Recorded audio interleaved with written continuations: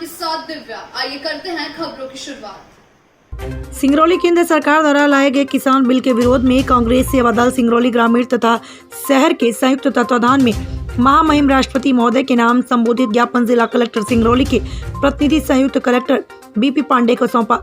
ज्ञापन के संबंध में जिला कांग्रेस सेवा दल सिंगरौली के अध्यक्ष रूपेश चंद्र पांडे ने बताया कि केंद्र सरकार के द्वारा किसान उत्पादन, व्यापार और संवर्धन सुविधा, किसान सशक्तिकरण और संवर्धन विधेयक, सेवा विधेयक और आवश्यक वस्तुएं संशोधन विधेयक का हम सिंगरौली कांग्रेस सेवा दल के स्वयं सेवक विरोध करते हैं। साथ ही संपूर्ण देश में किसान आंदोलन और उनके संघर्ष का समर्थन करते हैं। किसानों की चिंताएं, उनकी मांगे वास्तव में लोकतंत्र और देश हित में है।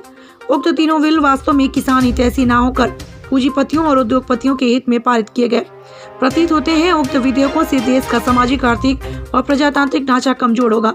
देश की बहुसंख्यक आबादी जो कृषि और उससे जुड़े व्यवसायों पर निर्भर है, एक तरह से पूंजीपतियों की गुलामी की ओर जाती प्रतीत होती है। कृषि सुधार के नाम पर लाए गए उक्त विधेयक वास्तव में किसान और देश विरोधी है। ज्ञापन सौंपने वालों में जिला कांग्रेस सेवा दल सिंगरौली के अध्यक्ष रूपेश चंद्र पांडे, जिला कांग्रेस सेवा दल शहर अध्यक्ष राम बाबू सिंह सहित दर्जनों सेवा दल कार्यकर्ता उपस्थित रहे। राष्ट्रव्यापी किसानों के आंदोलन चल रहे हैं और केंद्र सरकार जो है मोदी की, इस सरकार ने काला कानून लागू किया है।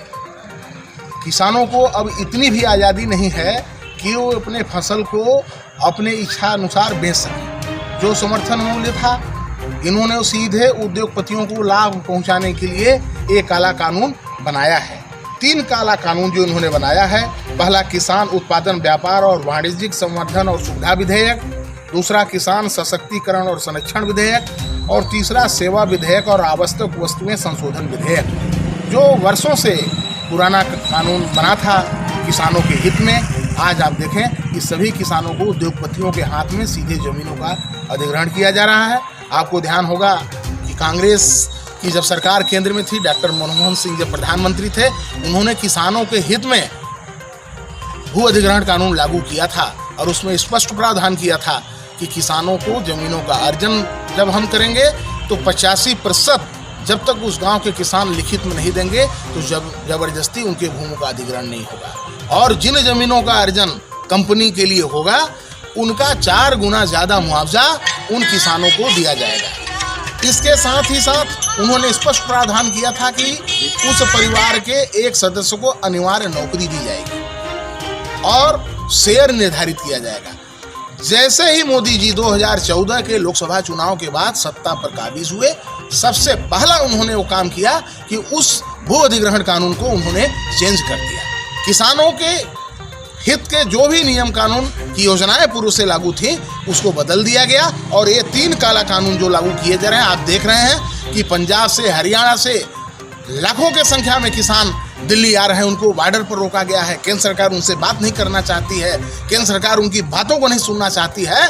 हम जिला कांग्रेस सेवा दल सिंगरौली के समस्त पदाधिकारी, जिसमें हमारे शहर अध्यक्ष से लेकर के सभी जिले के पदाधिकारी यहाँ पे उपस्थित हैं, हम सब लोग ऑल इंडिया कांग्रेस सेवा दल के राष्ट्रीय अध्यक्ष माननीय लालजी देसाई साहब और मध्य प्रदेश कांग्रेस सेवा दल के अध्यक्ष आदरणीय रजनीश सिंह जी के दिशा निर्देशन में हम सब यहाँ पर उपस्थित हुए हैं और इस काला कानून का विरोध करने के लिए महामहिम राष्ट्रपति महोदय के नाम संबोधित ज्ञापन कलेक्टर सिंगरौली के प्रतिनिधि माननीय एसडीएम को सौंप करके इसके निदान की बात की है। अगर ये आपकी मांगे पूरी नहीं होती तो फिर क्या करेंगे? अगर ये मांगे पूरी नहीं होती हैं तो निश्चित रूप से किसानों के समर्थन में हमारी पार्टी दिल्ली में सहयोग कर रही है। हम लोग यहाँ पर जिला कलेक्टर कार्यालय के सामने भी धरना देंगे।